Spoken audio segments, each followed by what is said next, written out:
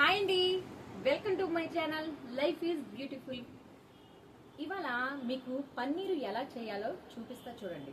అంటే అనుకోకుండా నేను మా ఇంట్లో ఇవాళ ఫ్రిడ్జ్ అనేది దాని అంతటికి అది ఆగిపోయింది, చూసుకోలే. ఆ ఫ్రిడ్జ్లో ఉన్న పాలు మనం వేస్ట్గా పారేయకుండా మీకు చాలా సింపుల్గా ఈజీ ప్రాసెస్గా పన్నీరు ఎలా ప్రిపరేషన్ చేసుకోవాలా ఇక్కడ చూపిస్తా చూడండి. అంటే మనం పాలు ఒక్కోసారి ఇరిగిపోతాయి కదా, వాటిని బయట పారవేయకుండా ఇంట్లోనే చూడండి. నేను ఒక గిన్నె తీసుకున్నాను, అంటే నాకు కొంచెం పాలు ఎక్కువగా ఉన్నాయి కాబట్టి కొంచెం పెద్ద గిన్నె తీసుకున్నాను. మీకు ఒకటి కానీ 2 పాల ప్యాకెట్లు కానీ ఒక్కోసారి పాలు ఇరుగుతాయి కదా, అలా కూడా మనం ఇంట్లోనే పన్నీరు పిల్లలకి చాలా ఇష్టం కదా. గ్యాస్ ఆన్ చేసి ఇక్కడ పాలు, ఇక్కడ మనం గ్యాస్ని హైలోనైనా పెట్టచ్చు. హైలో పెట్టి ఇవ్వండి, ఉన్న పాలలో మొత్తం ఇవి పాలు ఇరిగినాయి. ఈ పాలు విరిగిన వాటిని ఉన్న పాలు ఎన్ని ఉన్నాయో మన దగ్గర ఎన్నున్న అన్ని పాలని ఇలా ఇవ్వండి.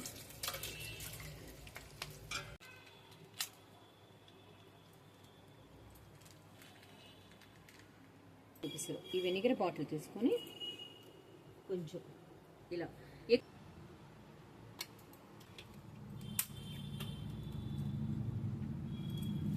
వీటిని ఈ నీళ్ళని దీంట్లో వేసి బాగా మరగాలి. ఇప్పుడు ఆరిపోయింది. ఇలా ఆరిపోయిన దాన్ని మనం ఇలా చూడండి, ఇలా నా దగ్గర ఇలా ఉంది జల్లెడ. ఈ జల్లెడ దాంట్లో ఒక తెల్లని పల్సటి క్లాత్, ఈ పల్సటి క్లాత్లో తెల్లగా అంటే వైట్ది అయితేనే బాగుంటుంది వడపోసుకుంటే.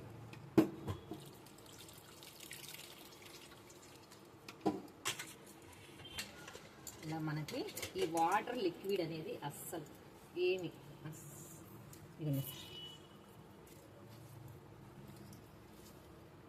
ఇటు మామూలుగా చల్లని కూల్ వాటర్ కానీ ఇలా కూల్ వాటర్ ఒకసారి క్లీన్ చేసుకుంటే టేస్ట్ బాగుంటుంది.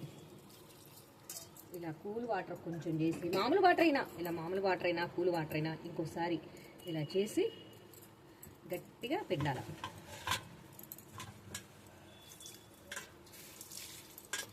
వెడల్పుగా చేసి సాఫ్ట్గా చేసి దీని మీద బరువు ఇలా యాడ్ చేసి ఒక మ్యాక్సిమం ఒక 2 అవర్స్ అయితే మనం పన్నీర్ పీసెస్గా కట్ చేసుకుంటే సూపర్ టేస్ట్గా ఉంటుంది.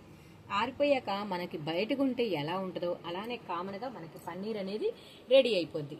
ఓకేనా?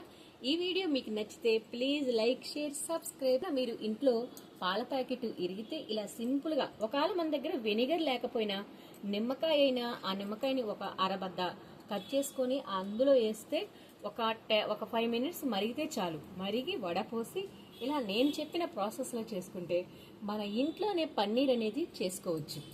ఓకేనా? ఈ వీడియో నచ్చితే లైక్ చేసి కింద కామెంట్ చేయండి. బాయ్.